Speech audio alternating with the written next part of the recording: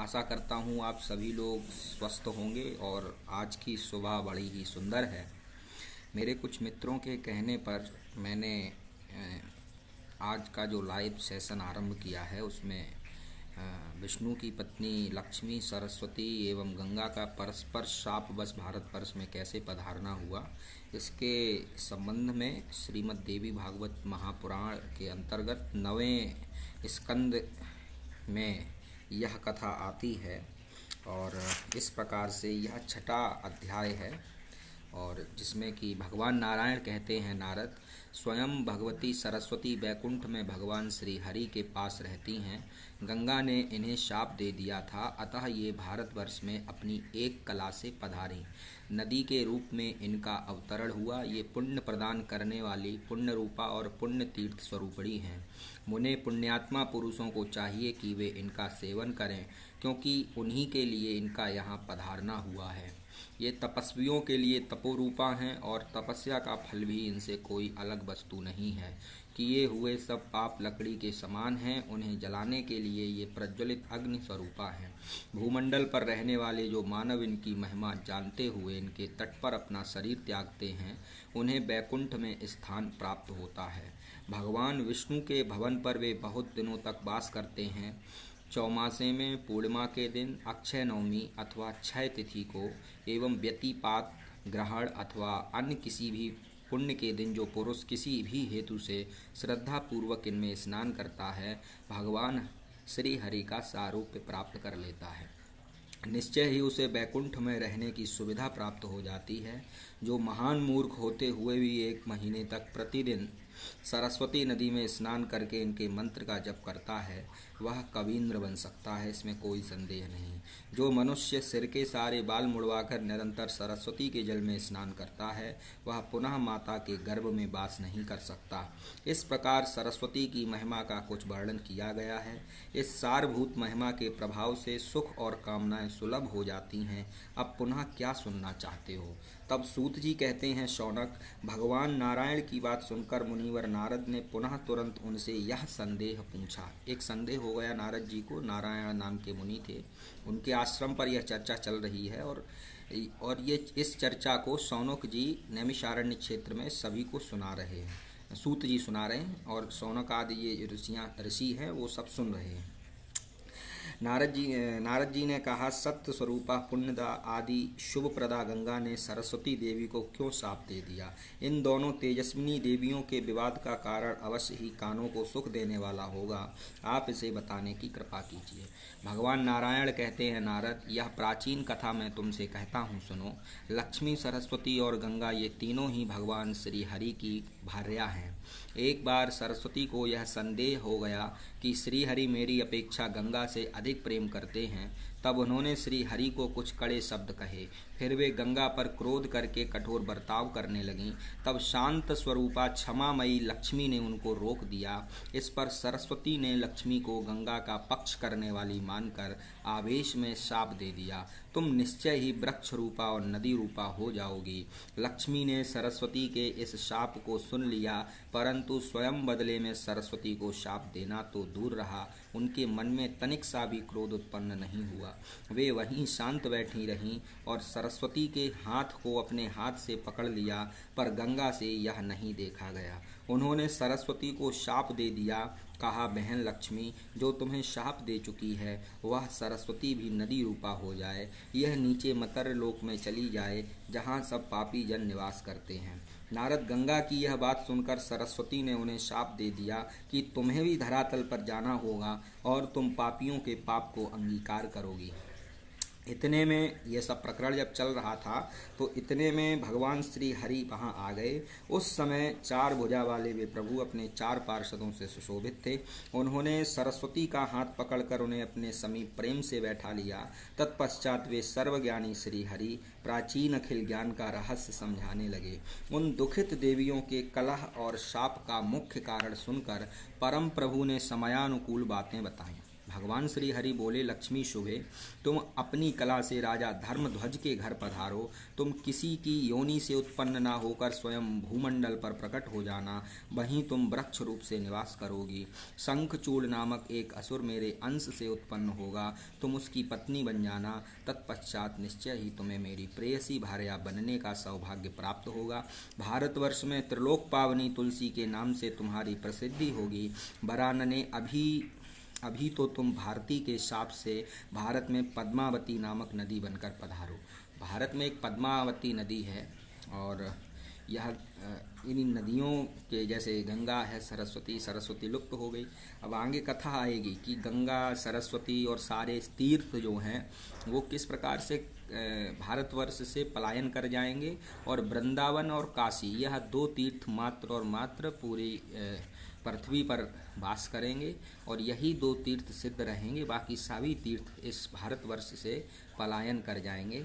और आगे कथा सुनिएगा। तदनंतर गंगा से कहा, गंगे, तुम सरस्वती के शापवश अपने अंश से पापियों का पाप भस्म करने के लिए विश्व पावनी नदी बनकर भारतवर्ष में जाना। सो कल्पिते, भागीरथ की तपस्या से तुम्हें वहां जाना पड़ेगा। धरातल पर तुमको सब लोग भगवती भागीरथी कहेंगे। समुद्र मेरा अंश है, मेरे आज्ञा अनुसार तुम उसकी पत्नी होना स्वीकार कर लेना। इसके बाद सरस्वती से कहा, भारती, तुम गंगा का शाप स्वीकार करके अपनी एक कला से भारतवर्ष में चलो। तुम अपने पूर्ण अंश से ब्रह्म सदन पर पधार कर उनकी कामिनी बन जाओ।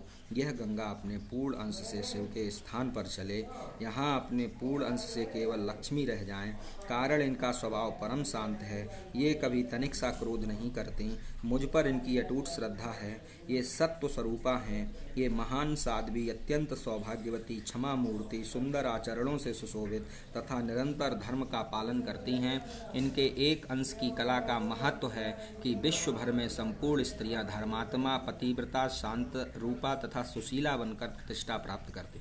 लक्ष्मी जी का एक अंश जो पृथ्वी पर होता है, जैसे सूर्य की रश्मियां होती हैं, चंद्र की जो किरणें पड़ती हैं, वो अंश ही होता है उनका। इसी प्रकार से लक्ष्मी जी का यदि एक अंश यहाँ आएगा तो संपूर्ण विश्व की स्त्रियां धर्मात्मा, पतिव्रता, शांत रूपा तथा सुशीला बनकर प्रतिष्ठा प्राप्त करेंगे।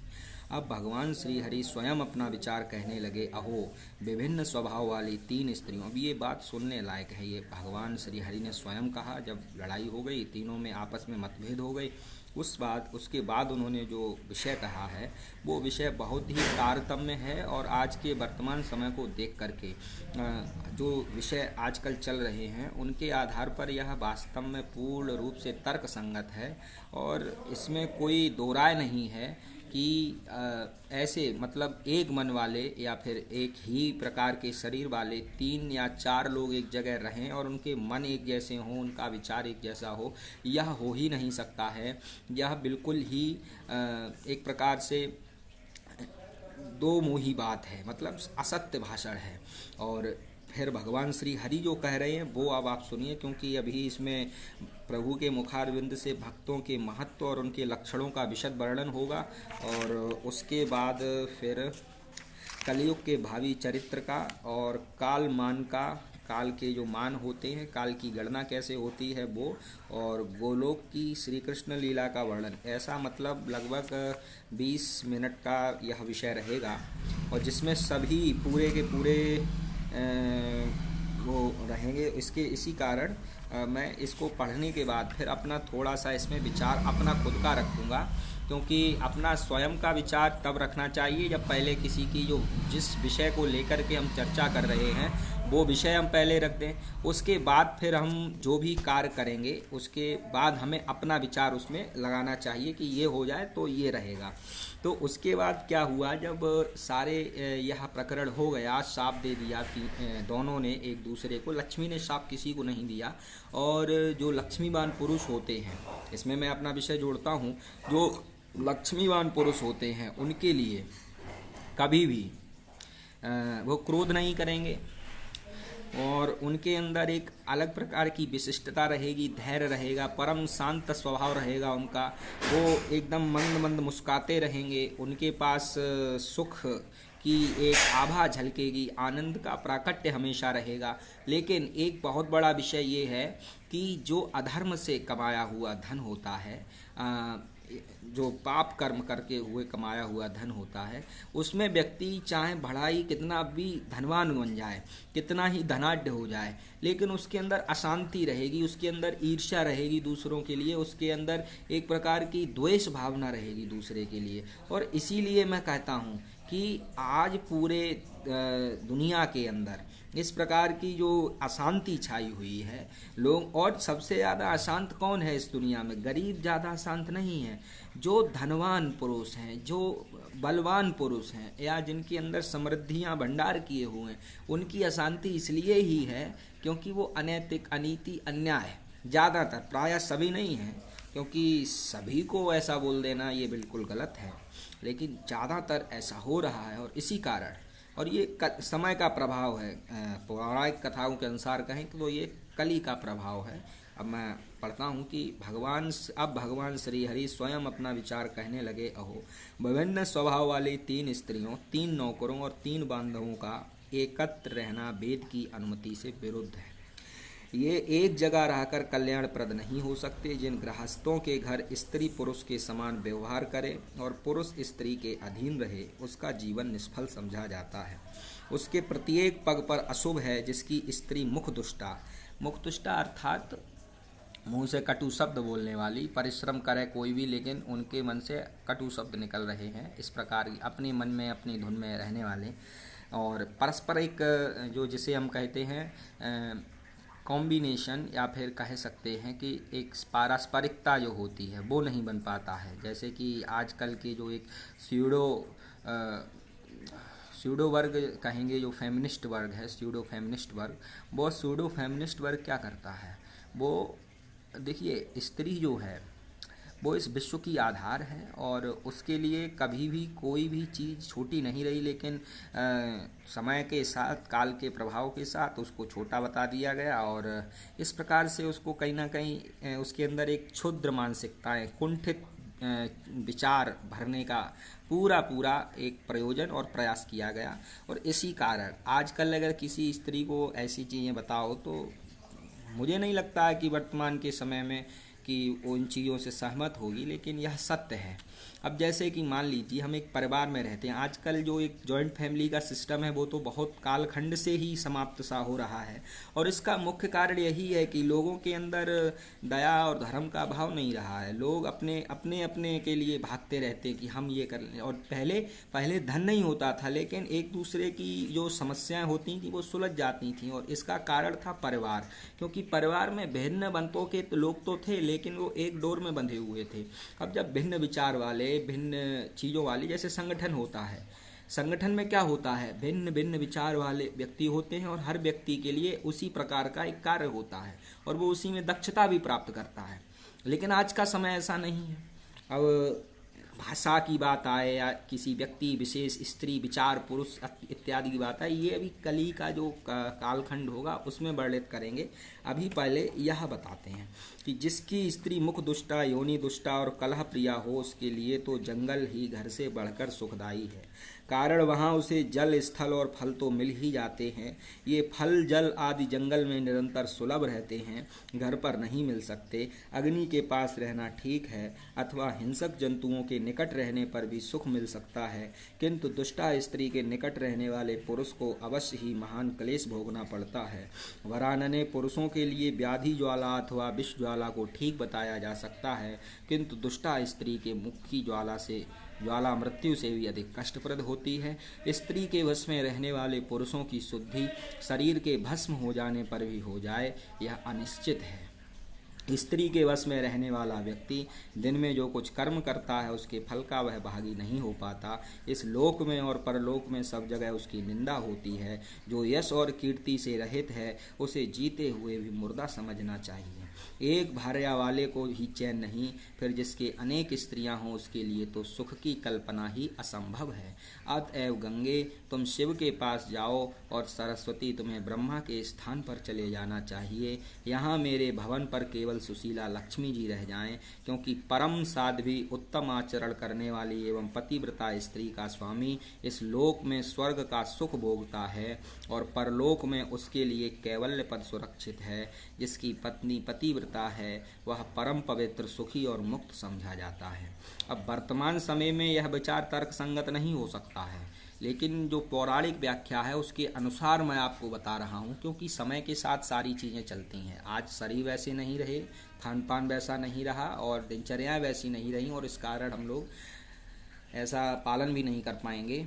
और रही बात उसकी कि स्त्रियों के बारे में ही लिखा है, तो कोई भी पुस्तक हो उसमें हर प्रकार का पक्ष रखा होता है और हर प्रकार से व्यक्ति अपनी अपनी चीज़ें करता है। तो इसलिए ये नहीं आपको सोचना है कि इसमें स्त्रियों के विषय में ही लिखा, और जैसे लिखा है कि अनेक स्त्रियां हैं उसके लिए सुख की कल्पना कैसे हो सकती है, तो भगवान श्री कृष्ण ने इतने विवाह कैसे कर लिए, तो उनके पास भी समस्याएं आई थीं और उन्होंने जिस हेतु किए थे उस हेतु को समझिए।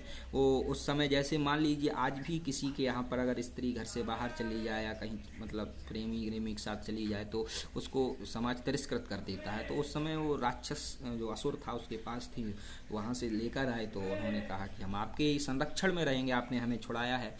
लेकिन एक उनका प्रयोजन समझिए, धर्म की स्थापना के लिए। और सबसे बड़ी चीज़ जो है कि प्रभु ने जो काम किया वो हम लोग थोड़े ही कर सकते हैं, उनकी चीज़ों का हम अनुकरण करेंगे, अनुसरण नहीं कर पाएंगे। राम जी के चरित्रों पे हम चल सकते हैं थोड़ा बहुत, लेकिन अब ये कहो कि हम बड़ा काम कर दें, 16,108 पत्नियां नहीं रख पाएंगे। अरे उन्होंने तो छोटी सी आयु में कितने बड़े राक्षसों को मार दिया। अब ये चीज़ें हमारे लोगों के लिए दुस्साह हैं और उसके लिए हमें बहुत तप की आवश्यकता है।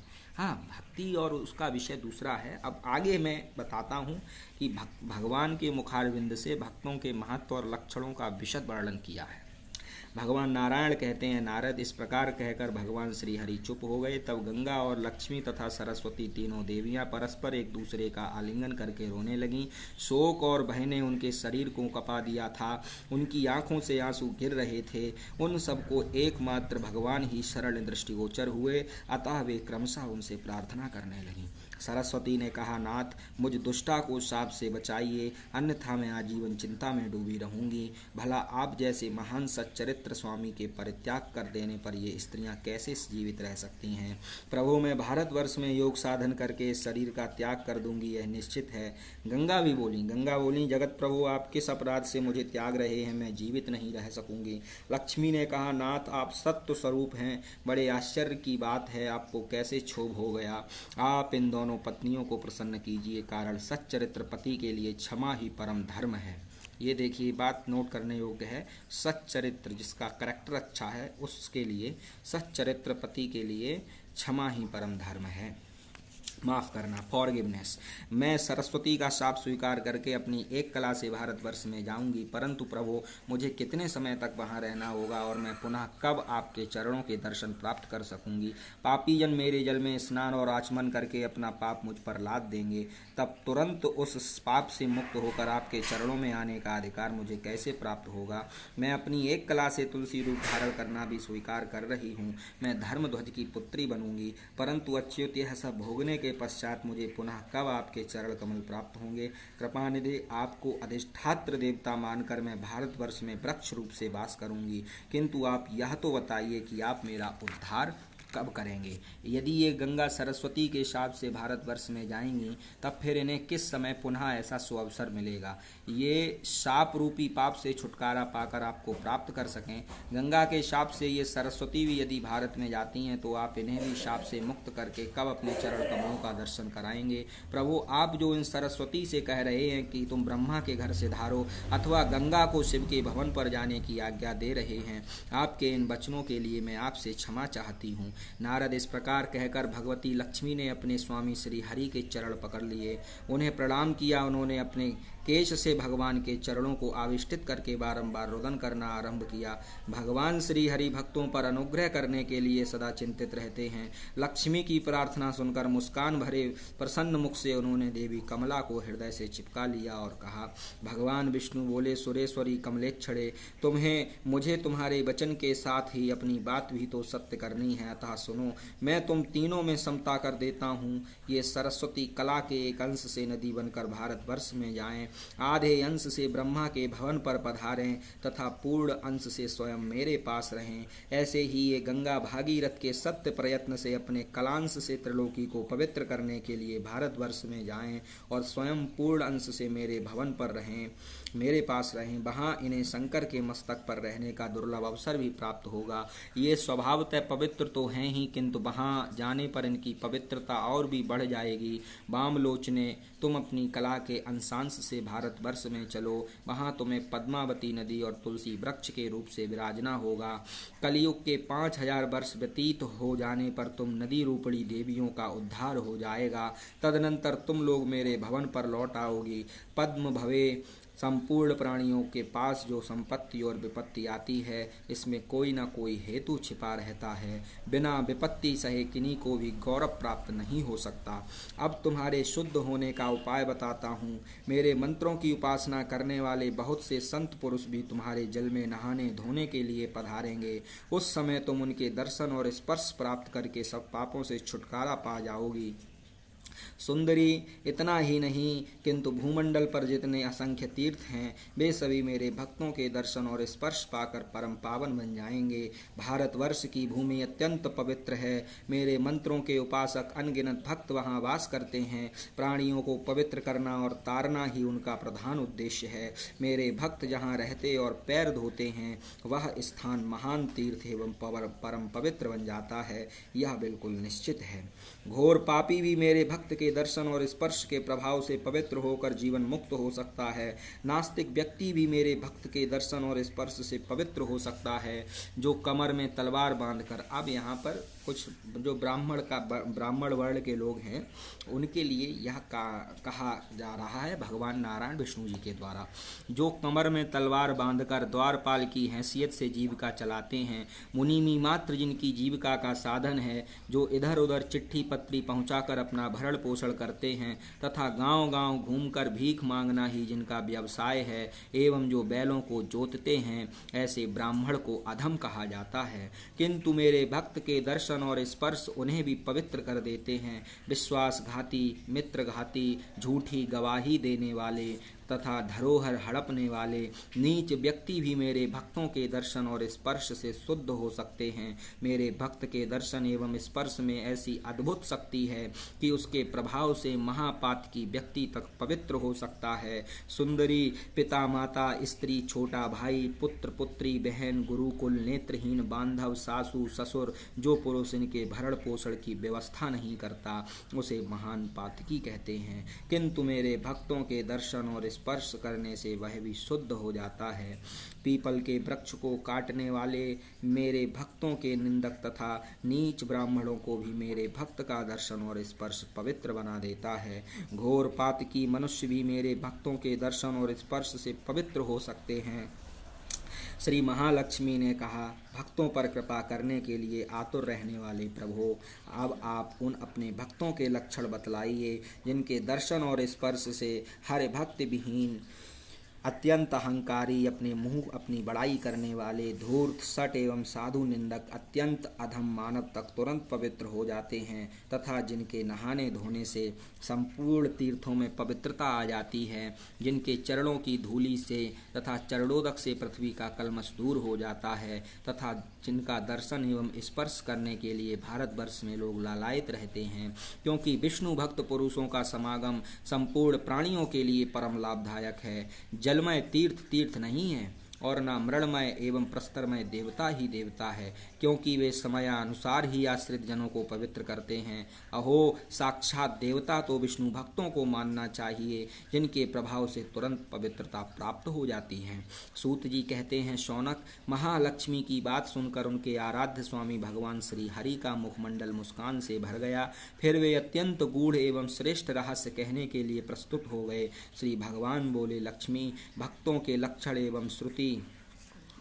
लक्षण श्रुति एवं पुराणों में छिपे हुए हैं। इन पुण्यमय लक्षणों में पापों का नाश करने, सुख देने तथा भुक्ति मुक्ति प्रदान करने की समुचित शक्ति है। ये तत्व स्वरूप लक्षण परम गोप्य हैं। दुष्ट व्यक्तियों के समाज में इनकी चर्चा नहीं करनी चाहिए। तुम शुद्ध स्वरूपा एवं मुझे प्राणों के समान प्रिय हो, अतः तुमसे कहता हूँ, सुनो। जिसको सद्गुरु के मुख से विष्णु का मंत्र प्राप्त होता है और जो सब कुछ छोड़कर केवल मुझको ही सर्वस्व मानता है, उसी को वेद पुण्यात्मा एवं श्रेष्ठ मनुष्य बतलाते हैं। ऐसे व्यक्ति के जन्म लेने मात्र से पूर्व के 100 पुरुष, चाहे वे स्वर्ग में हों अथवा नरक में, तुरंत मुक्ति के अधिकारी हो जाते हैं। यदि उन पूर्वजों में से किन्हीं का कहीं जन्म हो गया है तो उन्होंने जिस योनि में जन्म पाया है वहीं उनमें जीवन मुक्तता आ जाती है और समयानुसार वे परम धाम में चले जाते हैं। मुझ में भक्ति रखने वाला मानव मेरे गुणों से संपन्न होकर मुक्त हो जाता है। उसकी वृत्ति ही मेरे गुण का अनुसरण करने लगती है।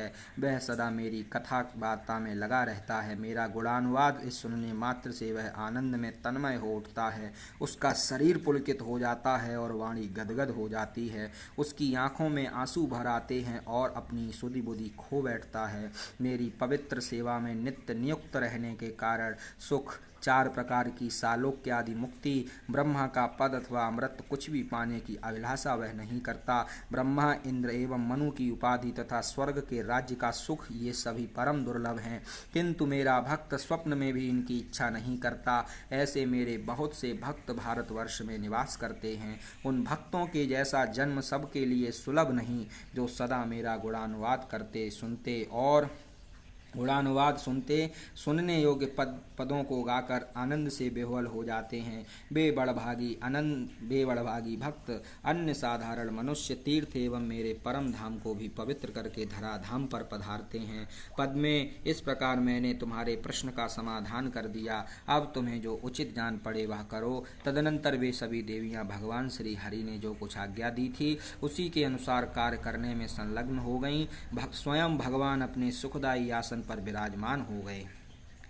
भगवान नारायण कहते हैं, नारद, तदनंतर सरस्वती अपनी एक कला से तो पुण्य क्षेत्र भारतवर्ष में पधारें तथा पूर्ण अंश से उन्हें भगवान श्री हरि के निकट रहने का सौभाग्य प्राप्त हुआ। भारत में पधारने से भारती, ब्रह्मा की प्रेम भाजन होने से ब्राह्मी तथा वचन की अधिष्ठात्री होने से वे वाणी नाम से विख्यात हुई। सरोवर एवं वापी के जल में सर्वत्र सर्वव्यापी श्री हरि सदा दृष्टिगोचर होते हैं। अतः श्री हरि का एक नाम सरस्वान है और उनकी प्रिया होने से इन देवी को सरस्वती कहा जाता है। नदी रूप से पधार कर ये सरस्वती परम पावन तीर्थ बन गईं। पापी जनों के पाप को भस्म करने के लिए ये प्रज्वलित अग्नि स्वरूपा हैं। नारद, तत्पश्चात गंगा अपनी कला से धरातल पर पहुंची। भगीरथ के सत्य प्रयत्न से इनका शुभागमन हुआ। ये गंगा आ ही रही थी कि शंकर ने इन्हें अपने मस्तक पर धारण कर लिया। कारण गंगा के वेग को केवल शंकर ही संभाल सकते थे। अतः पृथ्वी की प्रार्थना से वे इस काम के लिए प्रस्तुत हो गए। फिर पद्मा अर्थात लक्ष्मी अपनी एक कला से भारतवर्ष में नदी रूप से पधारी। इनका नाम पद्मावती हुआ। वे स्वयं पूर्ण अंश से भगवान श्री हरि की सेवा में उनके समीप ही रहीं। तदनंतर अपनी एक दूसरी कला से वे भारत में राजा धर्मध्वज के यहाँ पुत्री रूप से प्रकट हुईं। उस समय इनका नाम तुलसी पड़ा। श्री हरि के ही वचनानुसार इन विश्व पावनी देवी ने अपनी कला से वृक्षमय बन जाना सहर्ष स्वीकार कर लिया।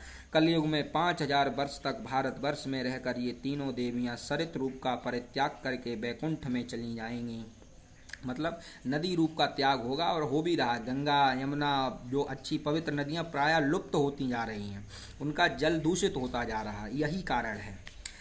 कलयुग में 5000 वर्षों तक भारतवर्ष में रहकर ये तीनों देवियां सरित रूप का परित्याग करके वैकुंठ में चली जाएंगी। काशी तथा वृंदावन के अतिरिक्त अन्य प्राय सभी तीर्थ भगवान श्री हरि की आज्ञा से उन देवियों के साथ वैकुंठ चले जाएंगे। शालग्राम, शिव शक्ति और भगवान पुरुषोत्तम कली के 10,000 वर्ष व्यतीत होने पर भारतवर्ष को छोड़कर अपने स्थान पर पधारेंगे।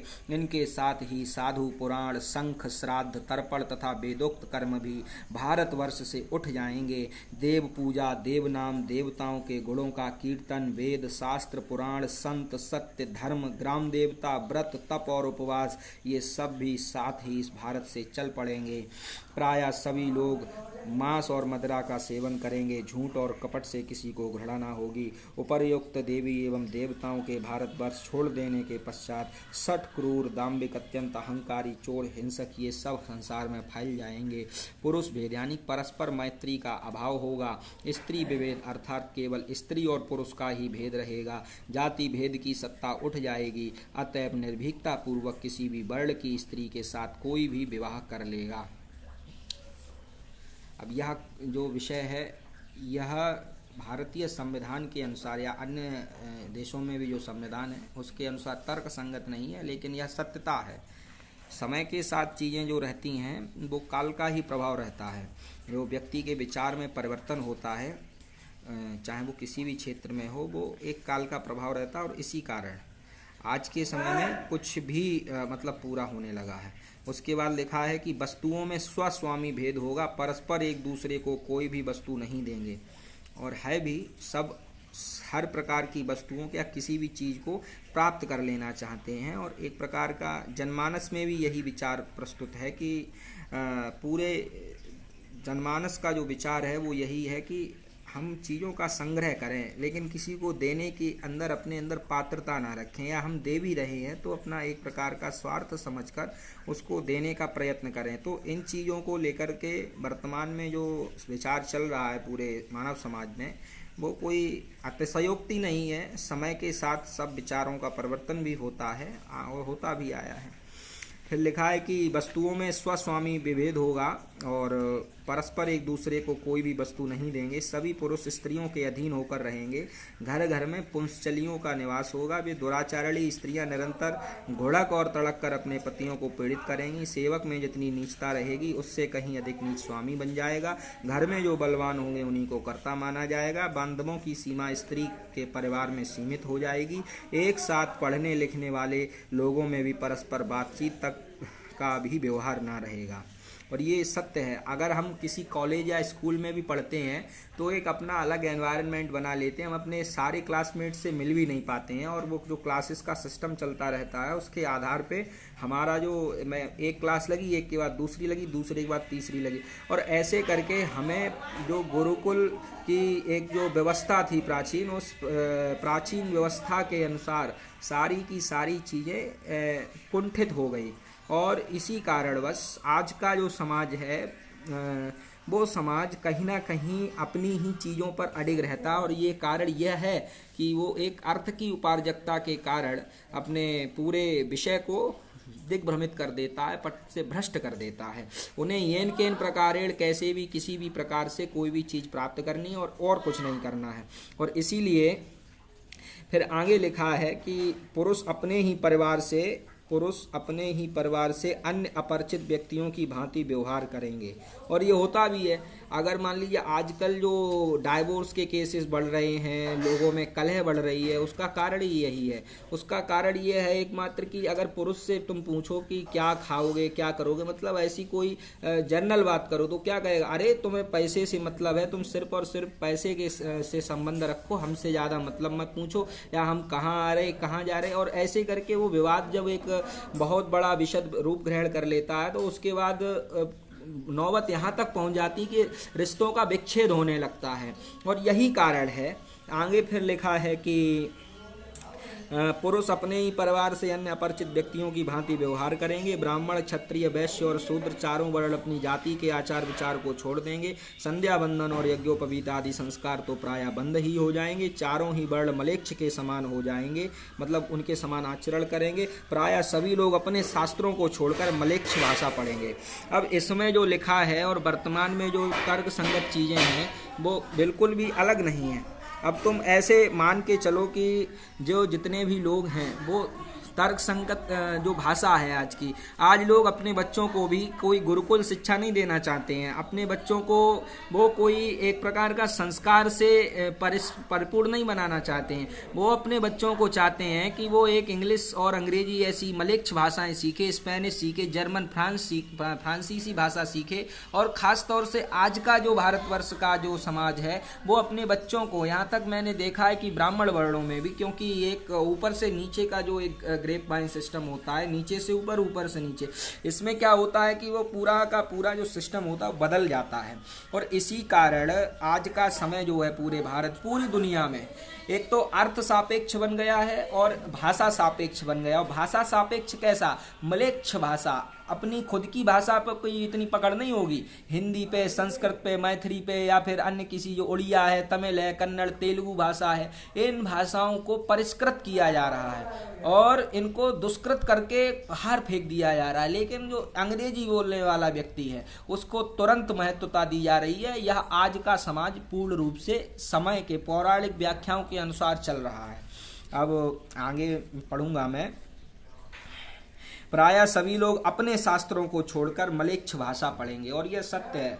आज किसी भी परिवार में रामायण रखी तो रहती है, गीता और अन्य पुराण, लेकिन उनका कोई अध्ययन उद्यापन नहीं करता है। इसी प्रकार से और आज तो ये समय आ गया कि जो पढ़ाई भी स्कूलों में भी पढ़ाया जा रहा, उन पुस्तकों का भी कोई मोल नहीं है। वो खरीद के रख ली जाती हैं और बिल्कुल पड़ी रहती हैं। व्यक्ति ट्यूशन और इन माध्यमों से अपनी पूरी एक खुराक ले लेता है शिक्षा की, और फिर उसके बाद थोड़े बहुत जो रिटन एग्जाम होते हैं उसके आधार पे उसको निकाल दिया जाता है कि आप जाइए। तो अपने शास्त्रों को छोड़कर मलेच्छ भाषा पढ़ेंगे। ब्राह्मण, क्षत्रिय, वैश्य और शूद्र चारों वर्णों के लोग सेवा वृत्ति से जीविका चलाएंगे। ये भी सत्य है। आज का समय अगर हम ज़्यादातर परिवारों की एक मानसिकता देखें तो खुद का कोई ऐसा कार्य नहीं करना चाहेंगे जिस वर्ण में वह उत्पन्न या जिस कार्य के लिए वो बनाए गए हैं। उनका एकमात्र कारण है, आप चाहे गवर्नमेंट जॉब में सरकारी नौकर बन जाएं, आप सेवावृत्ति करें, कहीं भी नौकरी करें जाके और सरकारी लग जाए और अच्छी बात है। तो ये सेवावृत्ति से सभी जीविका चला रहे हैं, इसमें कोई दो राय नहीं है। और संपूर्ण प्राणियों में सत्य का अभाव हो जाएगा। जमीन पर धान्य नहीं उपजेंगे, वृक्ष फलहीन, जमीन पर धान्य नहीं उपजेंगे। चीन में ऐसी स्थिति आ चुकी है। चीन में इन लोगों ने प्लास्टिक का जो तत्व होता है उसको ऐसे चावल बनाने शुरू कर दिए हैं और वही चावल वहाँ की जनता खा रही है। और वहाँ की जनता को तो कुछ मिल जाए वो खा लेते हैं। तो धान्य का अभाव हो ही रहा है, वृक्ष फलहीन हो जाएंगे। बात तो ठीक है। अब जो पहले के बीज थे अब हाइब्रिड बीज आने लगे, उसके कारण यह पूरा समानांतर तंत्र चल रहा है। गऊओं में दूध देने की शक्ति नहीं रहेगी, लोग बिना मक्खन के दूध का व्यवहार करेंगे। बिना मक्खन के दूध का, यह सत्य बात है। आप अमूल डेयरी पे जाएं या जो दुकानों पे दूध मिल रहा है, क्या है ये? दूधिया दे के आ रहा है, क्रीम उसकी निकाल ली जाती है, पानी दूध का दे दिया जाता है। अमूल आदि के जो दूध आ रहे हैं बाजारों में, ये कौन से दूध हैं? इनको मक्खन से विहीन दूध है ये, इनमें बिल्कुल भी वो नहीं है। तो इसी लिखा है, लोग बिना मक्खन के दूध का व्यवहार करेंगे। स्त्री और पुरुष में प्रेम का अभाव रहेगा। यह सत्य बात है। स्त्री और पुरुष का मतलब सिर्फ और सिर्फ आजकल एक शारीरिक काम वासना से संबंधित रह गया और इससे ज्यादा कुछ नहीं रह गया है। और उसके बाद गृहस्थ जो हैं असत्य भाषण करेंगे, राजाओं का तेज अस्तित्व समाप्त हो जाएगा, प्रजा भयानक करके भार से अत्यंत कष्ट पाएगी। कर तो बढ़ी रहे हैं पूरे समाज में। चारों वर्णों में धर्म और पुण्य का नितांत अभाव हो जाएगा। लाखों में कोई एक भी पुण्यवान ना हो सकेगा। बुरी बातें और बुरे शब्दों का ही व्यवहार होगा। ग्राम और नगर जंगल जैसे प्रतीत होंगे। ग्राम और नगर जंगल जैसे प्रतीत होंगे। यह बिल्कुल सत्य है। हमारा एक मित्र मुझे एक बार दिल्ली में मिला था और उसने एक बार मुझसे कहा था कि यहाँ तो कंक्रीट के जंगल ही जंगल हैं और इसके अलावा कुछ नहीं है। और यह सत्य बात है। आप बड़े बड़े शहरों में चले जाइए और आजकल प्रायः जो छोटे शहर भी हैं वहाँ भी एक प्रकार से इस प्रकार के भवन निर्माण हो रहे हैं, कोई सुनियोजित व्यवस्था नहीं, कोई सुनियोजित ढंग नहीं है। जहाँ मिल जाता वही मकान खड़ा कर देते हैं बनाकर, तो वो जंगलों जैसे ही प्रतीत होते हैं। उनमें कोई एक भवन की सौंदर्यता नहीं है, बस एक उठाए मतलब 200-300 गज का मकान लिए जमीन और उस पर तुरंत लेंटर पाट दिए, लेकिन घरों में कोई सुंदरता नहीं, कोई वास्तुकला नहीं, कोई कुछ नहीं, ऐसे ही मतलब चलता रहता है। तो ये बिल्कुल सत्य लिखा है कि नगर और ग्राम और नगर जंगल जैसे प्रतीत होंगे, मनुष्यों का अभाव होगा, जंगलों में रहने वाले लोग भी कर के भार से कष्ट भोगेंगे, नदियों और तालाबों पर धान्य होंगे, अर्थात समायोचित वर्षा के अभाव से अन्यत्र खेती न होने के कारण लोग इनके तट पर ही खेती करेंगे। कलयुग में संभ्रांत कुल के पुरुषों की अवनति होगी, जो अच्छे कुल होंगे ना उनके पुरुषों की अवनति होगी। अब आज भी तर्क संगत अभी ज़्यादा समय तो नहीं हुआ, कलयुग को 5000 वर्ष व्यतीत हुए हैं, और उसके बाद भी लोग मतलब जो अच्छे पुरुष हैं, धर्म का आचरण करते हैं, सीधे साधे हैं, थोड़ी बहुत सहायता करते हैं, उनको लोग कहते हैं कि अरे तुम तो पागल हो, तुम वर्तमान समय के साथ चल ही नहीं रहे हो। तो उसके बाद फिर लिखा है कि नारद कली के मनुष्य अश्लील भाषी, आज ये बात सही है, आजकल कोई भी पुरुष हो तो गालियां देकर ही बात करेगा, अपनी साधारण बात भी गालियों से ही शुरू करता है, और उन्हें कहते हैं कि अरे ये तो आज क्या वर्तमान समाज है, परिदृश्य है। उसके बाद फिर लिखा है कि कलयुग के मनुष्य अश्लील भाषी, धूर्त, सठ और असत्यवादी होंगे, भली भांति जोते बोए हुए खेत भी धान्य देने में असमर्थ हो रहेंगे। और ये पेस्टिसाइड्स का और खाद बीजों का ये इतना उपयोग क्यों किया जा रहा है? खादों इत्यादि का उपयोग इसीलिए हो रहा है कि पैदावार ज़्यादा, उसके बाद भी पैदावार नहीं हो रही। क्यों नहीं हो रही है? ये समय का, काल का प्रभाव है। और नीच वर्ण वाले धनी होने के कारण श्रेष्ठ माने जाएंगे, ये बिल्कुल सत्य, ये भी सत्य बात है। अभी ज़्यादा समय नहीं हुआ है इस कली को, लेकिन फिर भी आप देखो कि धीरे धीरे सारी चीज़ें बिल्कुल सत्य होती जा रही हैं, और ये काल का प्रभाव ही है कि हम लोग इन चीज़ों पर ज़्यादा विश्वास करने के लिए भी लालायत नहीं रहते। छोड़ो, अरे हटो, हमें अपना ये के प्रकार जो सपना है या जो हमें करना है वो करेंगे, बाकी कुछ नहीं होगा। तो इसलिए फिर आगे लिखते हैं वेद व्यास जी कि नीच वर्ण वाले धनी होने के कारण श्रेष्ठ माने जाएंगे, देव भक्तों में नास्तिकता आ जाएगी, नगर निवासी हिंसक, निर्दयी और मनुष्यघाती होंगे, कली में प्रायः स्त्री और पुरुष रोगी, थोड़ी उम्र वाले और युवा अवस्था से रहित होंगे, 16 वर्ष में ही उनके सिर के बाल तक पक जाएंगे।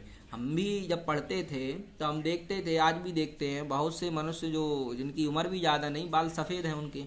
क्या मतलब है? ये एक समय का, काल का प्रभाव है। और 20 वर्ष में उन्हें बुढ़ापा घेर लेगा, 8 ही वर्ष में स्त्रियां रजस्वला होकर गर्भ धारण करने लगेंगी, कलयुग में भगवान नाम बेचा जाएगा।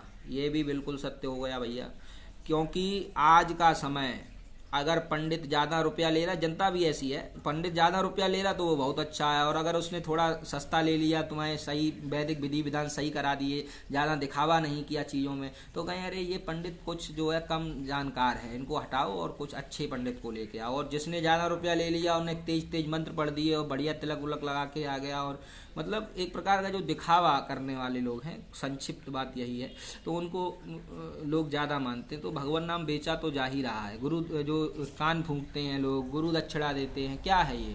पैसे लेके दी जा रही, 100 रुपया दो तब दक्षिणा देंगे, ये ऐसी चीज़ें हैं हो रही। और ये कोई एक तरफ से नहीं हो रहा है, जनता भी ऐसी ही है, समय भी ऐसा ही है। मिथ्या दान होगा, मनुष्य अपनी कीर्ति बढ़ाने के लिए दान देकर स्वयं पुनः उसे वापस ले लेंगे। होता है भैया। देव वृत्ति, ब्राह्मण वृत्ति अथवा गुरुकुल वृत्ति, चाहे वह अपनी दी हुई हो अथवा दूसरे की, कली के मानव उसे छीन लेंगे। कलयुग में मनुष्य को अगम्यागमन में कोई हिचक ना रहेगी। अगम्यागमन मतलब है कि कहीं किसी के भी यहाँ चले जाएंगे। अब कहना नहीं चाहिए, मतलब नीच वर्ण ऊंच वर्ण वालों के पास चले जाएंगे, ऊंच नीच के, मतलब किसी भी व्यक्ति से कुछ भी बात होगी, कोई ऐसा वो विभेद नहीं रहेगा। कलयुग में स्त्रियों और पतियों का निर्णय नहीं हो सकेगा, ये भी बात सत्य है। अर्थात सभी स्त्री पुरुषों में अवैध व्यवहार होंगे। और आजकल जो सोशल मीडिया चल रहा है, अन्य जो वेब सीरीज इत्यादि आ रही हैं, उनमें क्या है, एक पुरुष दूसरी स्त्री से लगा है, दूसरा पुरुष तीसरी स्त्री से लगा है, उसकी पत्नी किसी और से लगी है, इस प्रकार से अवैध व्यवहार हो रहे, अगम्यागमन हो रहा है। प्रजा किन्हीं ग्रामों और धनों पर अपना पूर्ण अधिकार नहीं प्राप्त कर सकेगी। प्रायः सब लोग अप्रिय वचन बोलेंगे। अप्रिय तो बोलते ही हैं। आज अगर तुम कुछ अच्छा काम करोगे या वैसे भी तुम शांत बैठ के अपना भजन करो या कुछ और काम भी करो, लेखन इत्यादि पठन पर, लोग कहें अरे बेकार बैठा हुआ है, ये तो कतई कतई नाकारा हो गया है। तो ऐसे वचन अप्रिय वचन कहेंगे हमेशा। अगर तुम कुछ अच्छा करने लगो, अभी मान लो तुम जैसे तुम्हारी इच्छा हुई कि हम कुछ बड़ा करके कुछ बड़ा अफसर भी बनेंगे, अगर तुम्हारे मन में इच्छा हुई, मान के चलो, तो लोग कहें अरे तुम कहाँ पढ़े लिखे आदमी हो, तुम कतई कुछ नहीं कर पाओगे, ऐसे वचन कहेंगे। अगर तुम मान लो कुछ अच्छा करने चलो, लोकतंत्र में चुनाव लड़ने चलो, या फिर मान लो कुछ धर्म का कार्य करने चलो, तो धर्म का कार्य करने चलो क्या कहेंगे लोग, अरे 900 चूहे खाकर बिल्ली हज को चली। कुछ लोकतंत्र में तुम योगदान दोगे तो क्या कहेंगे लोग, अरे ये तो बेकार व्यक्ति है, इसको कैसे तुम वोट दोगे। अगर तुम अपने परिवार के साथ समय बिताने लगे तो क्या कहेंगे लोग, अरे ये व्यक्ति तो बिल्कुल ही जो है स्त्री का गुलाम हो गया है। ऐसे वचन, अप्रिय वचन कहने वाले लोग हमेशा सब जगह मिलेंगे। सभी चोर और लंपट होंगे, सभी एक दूसरे की हिंसा करने वाले एवं नरघाती होंगे। ब्राह्मण, क्षत्रिय और वैश्य सभी के वंशजों में पाप प्रवेश कर जाएगा। सभी लोग लाख, लोहा, रस और नमक का व्यापार करेंगे। पंचयज्ञ करने में द्विजों की प्रवृत्ति न होगी। यज्ञोपवीत पहनना उनके लिए भार हो जाएगा। वे संध्या बंदन और शौच से विहीन रहेंगे।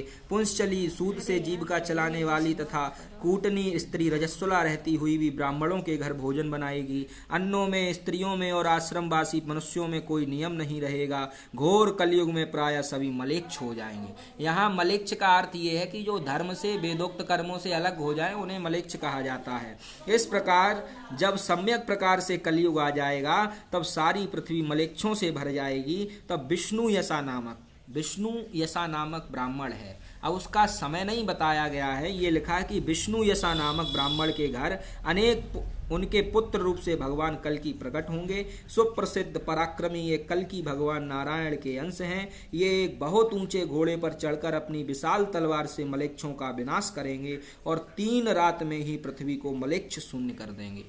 3 रात में।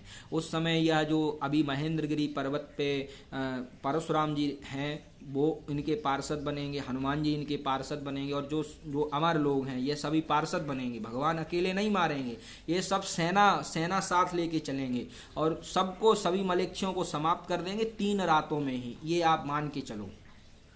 उसके बाद यों वसुधा को मलेच्छ रहित करके वे स्वयं अंतर ध्यान हो जाएंगे। तब एक बार पृथ्वी पर अराजकता फैल जाएगी। डाकू सर्वत्र लूटपाट मचाने लगेंगे। जैसे कि अब मान लीजिए उन्होंने युद्ध कर दिया, सब मार दिए मलेच्छ, लेकिन कुछ लोग रह जाएंगे, धन संपत्ति रह जाएगी, तो वो लोग एक दूसरे की लूटपाट मचाएंगे जब कलयुग। और ये जो होगा भविष्य पुराण के अनुसार तो ये कि 854 दिन शेष रह जाएंगे जब 4,32,000 वर्ष में, तब प्रभु ऐसा अवतार धारण करेंगे। तो तदनंतर मोटे धार से असीम जल बरसने लगेगा। मोटे धार, इनका जो बादल हैं इनको अश्वमेध कहा गया, मतलब कि जो सूंड होती है ना हाथी की, इतने मोटे मोटे बूंद गिरेंगे। असीम जल बरसने लगेगा। लगातार 6 दिन रात वर्षा होगी, 6 दिन और 6 रात वर्षा होगी। पृथ्वी पर सर्वत्र जल ही जल दिखाई पड़ेगा। पृथ्वी, प्राणी, वृक्ष और ग्रह से शून्य हो जाएगी। मुने इसके बाद 12 सूर्य एक साथ उदय होंगे, जिनके प्रचंड तेज से पृथ्वी सूख जाएगी। यों होने पर दुर्धर्ष कलयुग समाप्त हो जाएगा।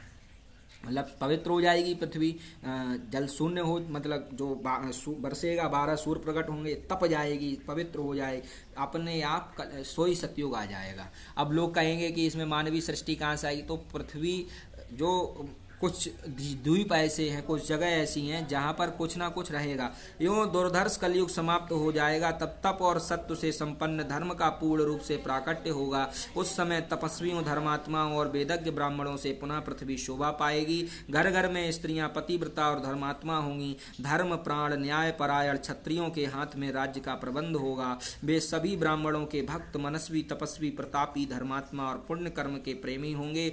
वैश्य व्यापार में तत्पर रहेंगे। होंगे वे मन में धार्मिक भावना रखते हुए ब्राह्मणों के प्रति श्रद्धा रखेंगे, शूद्र धर्म पर आस्था रखते हुए पवित्रता पूर्वक सेवा करेंगे। ब्राह्मण, क्षत्रिय और वैश्यों के वंशज भगवती जगदम्बा शक्ति के परम पासक होंगे। उनके द्वारा देवी के मंत्र का निरंतर जप होने लगेगा। सब लोग देवी के ध्यान में तत्पर रहेंगे। समयानुसार व्यवहार करने वाले पुरुषों में श्रुति, स्मृति और पुराण का पूर्ण ज्ञान प्राप्त रहेगा।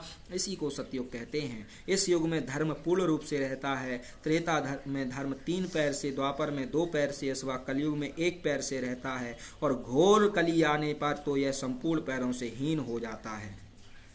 अंत में यह वो बताई है कि किस प्रकार से समय कालखंड आता है। ये कोई एक युग नहीं है। जैसे कि 7 दिन है, 16 तिथि हैं, 12 महीने, 6 ऋतुएं हैं, 2 पक्ष हैं और अयन 2 हैं। ऐसे ही 4 पहर का दिन होता है, 4 पहर की रात। 3 दिनों का 1 महीना होता है। संवत्सर, इडावत्सर आदि भेद से 5 प्रकार के वर्ष समझने चाहिए।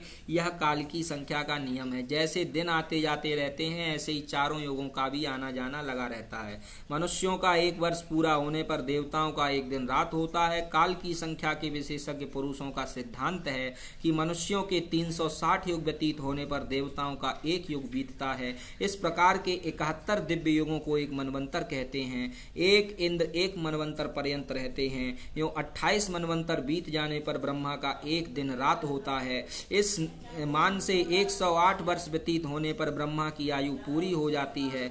इसी को प्राकृत लय समझना चाहिए। उस समय पृथ्वी नहीं दिखाई पड़ती। पृथ्वी सहित संपूर्ण ब्रह्मांड जल में लीन हो जाते हैं। ब्रह्मा, विष्णु, शिव और ऋषि आदि सभी सच्चिदानंद ब्रह्म में प्रवेश कर जाते हैं। उस ब्रह्म में ही प्रकृति भी लीन हो जाती है। प्रकृति पुरुष एक हो जाते हैं। मुने इसी को प्राकृत प्रलय कहते हैं। इस प्रकार प्राकृत प्रलय हो जाने पर ब्रह्मा की आयु समाप्त हो जाती है। मुनिवर इतने सुदीर्घ काल को भगवती जगदम्बा का एक निमेष कहते हैं। एक निमेष कहते हैं। इस प्रकार देवी के एक निमेष में संपूर्ण विश्व और अखिल ब्रह्मांड नष्ट हो जाते हैं। फिर भगवती के निमेष मात्र में ही सृष्टि के क्रम से अनेक ब्रह्मांड बन जाते हैं। यूं सृष्टि और प्रलय होते रहते हैं। कितने कल्प गए और आए, इसकी संख्या कौन जान सकता है।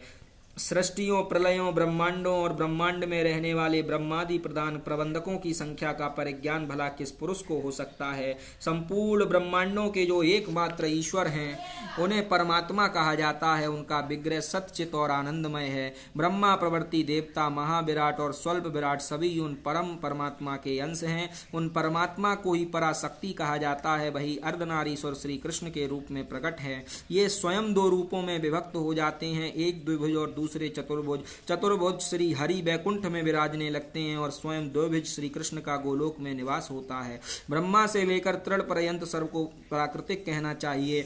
ये सभी नश्वर हैं, क्योंकि प्रकृति से उत्पन्न हुई सभी वस्तुओं का क्षय अवश्यम भावी है। इस प्रकार सृष्टि के कारणभूत पर ब्रह्म परमात्मा नित्य सत्य सनातन स्वतंत्र निर्गुण और प्रकृति से परे हैं। न उनकी कोई लौकिक उपाधि है और न कोई भौतिक आकार है। भक्तों पर अनुग्रह करने के लिए वे सदा प्रस्तुत रहते हैं। उन्हीं की कृपा से ज्ञानी बने हुए कमल योनि ब्रह्मा के द्वारा ब्रह्मांड की रचना होती है। शिव को मृत्युंजय और सर्वसत्वित कहा जाता है। ये सर्वेश एवं महान तपस्वी हैं, पर ब्रह्म को जानकर उनकी तपस्या के प्रभाव से ये संहार कार्य में सफल होते हैं। उन पर ब्रह्म के प्रति श्रद्धा रखने तथा उनकी सेवा करने के प्रभाव से ही जगत पालक श्रीमान विष्णु महान विभूति से संपन्न, सर्वज्ञानी, सर्वदर्शी, सर्वव्यापी, सबके रक्षक, संपूर्ण शक्ति प्रदान करने में समर्थ तथा सर्वेश्वर हुए हैं। प्रकृति को सर्वशक्ति स्वरूपणी महामाया और सर्वेश्वरी कहा जाता है। वे ही भगवती प्रकृति सच्चिदानंद स्वरूपणी कहलाती हैं। उन्हें जानकर भक्ति पूर्वक तपस्या एवं सेवा करने से देव माता सावित्री वेदों की अधिष्ठात्र देवता हुई हैं। उन वेद ज्ञान संपन्ना देवी की ब्राह्मण सदा पूजा करते हैं। इन सच्चिदानंद स्वरूपणी भगवती प्रकृति की सेवा का ही प्रभाव है कि सरस्वती को समस्त विद्या की अधिष्ठात्री माना जाता है। अखिल विद्वान उनकी उपासना करते हैं। इन मूल प्रकृति को जानकर इनकी सेवा एवं तपस्या से ही लक्ष्मी सर्वत्र सुपूजित हुई हैं। इन्हीं की उपासिका होने से दुर्गा को सब लोग पूजते हैं और वे सर्वेश्वरी सबकी कामनाएं पूर्ण कर देती हैं। श्री राधा भगवान श्री कृष्ण के वाम भाग में शोभा पाती हैं तथा उन सर्व ज्ञान संपन्ना देवी में सबके कष्ट शांत करने की योग्यता है। उन्हें भगवान श्री कृष्ण के प्राण की अधिष्ठात्र देवता माना जाता है। राधा श्री कृष्ण स्वरूपा ही है, इसी से राधा श्री कृष्ण को प्राणों से भी अधिक प्यारी हैं। इसी से उन्हें सब अधिक सुंदर रूप, सौभाग्य एवं मान प्राप्त है। इसी से श्री राधा ने श्री कृष्ण की पत्नी बनकर उनके वक्ष स्थल पर रहने का सौभाग्य प्राप्त किया है। भगवती राधा ने सतसृंग पर्वत पर जाकर तपस्या की थी। उस तपस्या का उद्देश्य यह था कि भगवान श्री कृष्ण मेरे पति हों। फिर तो तुरंत भगवान श्री कृष्ण सामने प्रकट हो गए। चंद्रमा की कला के समान शोभा पाने वाली राधा को देखकर भगवान श्री कृष्ण ने उन्हें अपने हृदय से चिपका लिया और प्रेम के उद्रेक से उनकी आंखें आंसू बहाने लगीं। उन्होंने राधा को यह उत्तम वर दिया। उन्होंने राधा से कहा, प्रियतमे तुम सदा मेरे वक्ष स्थल पर विराजमान हो। मेरे प्रति तुम्हारा शाश्वत प्रेम है। सौभाग्य, प्रतिष्ठा, प्रेम और गौरव तुम्हारे नित्य संगी होंगे। तुम मेरे पास ज्येष्ठ, श्रेष्ठ तथा संपूर्ण स्त्रियों की अपेक्षा अधिक प्रेम भाजन बनकर रहोगी। तुम परम आदरणीय एवं गौरव संपन्ना देवी हो। प्राण बल्लभ मैं तुम्हारा ही हो गया हूँ और सदा तुम्हारी ही इच्छा के अनुकूल व्यवहार करूंगा। इस प्रकार परम सुंदरी श्री राधा को वर देकर श्री कृष्ण ने उन्हें अपनी नित्य प्राण प्रिया बना लिया। श्री राधा का अन्य किसी से कोई भी संपर्क नहीं है। मुने ऐसे ही अन्य भी जिन देवियों ने भगवती मूल प्रकृति की सेवा की है वे उसके फल स्वरूप सुपूजित हुई हैं। मुने भगवती दुर्गा ने हिमालय पर्वत पर तपस्या की है। वे मूल प्रकृति भगवती जगदम्बा के चरणों का सदा ध्यान करती रहीं, इसलिए सबकी परम आराध्या बन गईं। सरस्वती ने गंधमादन पर्वत पर रहकर तप किया है, इसी से वे सर्व बंध्या बन सकीं। लक्ष्मी को पुष्कर क्षेत्र में तपस्या करने के बाद संपूर्ण संपत्ति प्रदान करने की योग्यता प्राप्त हुई है। सावित्री ने मलयागिरी पर आराधना की, अतः लोग इनकी वंदना एवं पूजा करते हैं। नारद इस प्रकार देवता, मुनि, मानव, राजा तथा ब्राह्मण प्रायः सभी महानुभावों ने आदि देवी की आराधना करके जगत में प्रतिष्ठा प्राप्त की। इस प्रकार यह प्रसंग है और मैंने अपने एक मित्र के कहने पर यह सब आपको सुनाया और आशा करता हूँ कि आप सभी लोगों को भी इसे सुने और थोड़ा लोगों को भी सुनाएं। धन्यवाद। श्री जगदम्बिकाय नमः।